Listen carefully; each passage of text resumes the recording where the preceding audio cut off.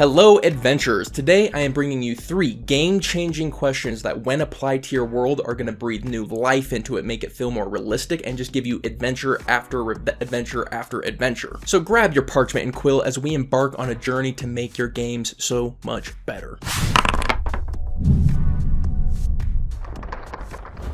At the core of these 3 questions lies a fundamental concept: objectives. What are objectives? Objectives are the underlying goals and ambitions that drive action. This is true for individuals, organizations, and even nations. Lately, I've been studying a lot of geopolitics, or as I like to call it, real-life D&D. And what's really profound is that in geopolitics, everything revolves around objectives. So you're looking at a country, for example. Let's take Russia. So Russia invades Ukraine. Well, one of Russia's objectives is the fact that right now, they have thousands of miles of flatlands that are completely invadable territory. But if they capture Ukraine and the surrounding lands, then they can get to choke points. So now they have enough land that they can bottleneck any invaders at these specific choke points, making defense much easier. Now, this is an oversimplification because countries can have many objectives and many reasons for doing something, but it gives you an idea. So let's take this concept and apply it to D&D. We're going to ask ourselves 3 simple questions to really make this come together, and we can ask these questions for any of our NPCs, any of our organizations, any of our kingdoms, and what's really neat is even player characters can ask these 3 questions about their own character and make it a far more deep character.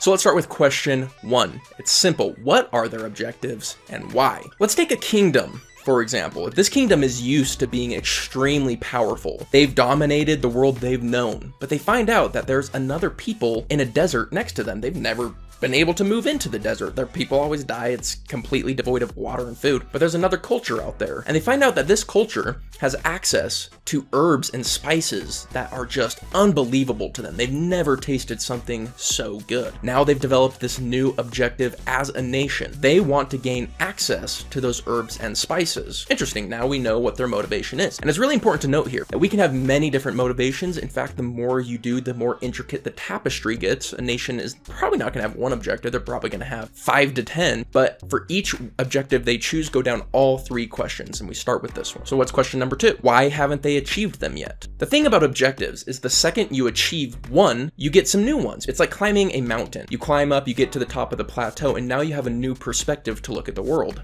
That's like getting an objective. Your objective was to get to the top of the plateau, but then you realize there's another mountain to climb, and so that's your new objective. So if they could just get these herbs and spices, they'd already have them. So by definition, if there is an objective, there's also something stopping you from getting it. That is where tension is created, and tension is the beating heart of D&D. So in the scenario I provided, it's because they don't know how to travel through the desert. They don't know how to communicate with this new people. They don't know where they grow these. They have a bunch of different obstacles in front of them, and that is their tension. You want something stopping them from getting it. That element creates tension, and that's where D&D is made. Now, something cool you can do with a DM is if you know your player's objective, in order to create a villain, all you have to do is make the villain want the same objective. That dynamic means that they are going to have to face each other again and again and again, and you can create a really powerful reoccurring villain, and all you need to know is your player's objective. That's a really powerful tool. Now moving to question number 3. What are they doing about it? This is where good and bad is created. So take a look at our kingdom. They could be sending diplomats to try and go talk and learn the language and figure out about these herbs. Or they could be sending a massive invasion force trying to get these herbs and spices. Or they could hire some spies to go try and infiltrate to find these herbs and spices. Or they could hire an adventuring party, wanting them to go find out for them. How they go about their objective is really how we define good and bad, and it's also where we can get a million adventures. You will never be struggling to find adventures because this tension is going to be creating adventure after adventure after adventure. Every single one of those 4 I just gave, and there could be many more, is an adventure in and of itself, and it can be on both sides. And where this gets really interesting is now we go look at that desert civilization and we go, what are their objectives? So that's where it gets really interesting as we begin building this tapestry of objectives and how these objectives interact with each other and where they cross. It really tells us why someone is our enemy, because they have an objective we want as well, and it's only one person gets it. Or it explains why people are allies. They have our objective, we have their objective, objective, let's trade. Boom, now you have a trade partnership and you're growing this relationship between two nations. A bard's objective might be to get to this next city safely. It works on the individual level, and it works for organizations as well. Maybe there's a dye business that wants to put their competitor out of business, so they have a monopoly in the city. And it takes us from this good guys, bad guys element to this far more dynamic parties interacting with each other, shades of gray, and your party gets to decide who they back,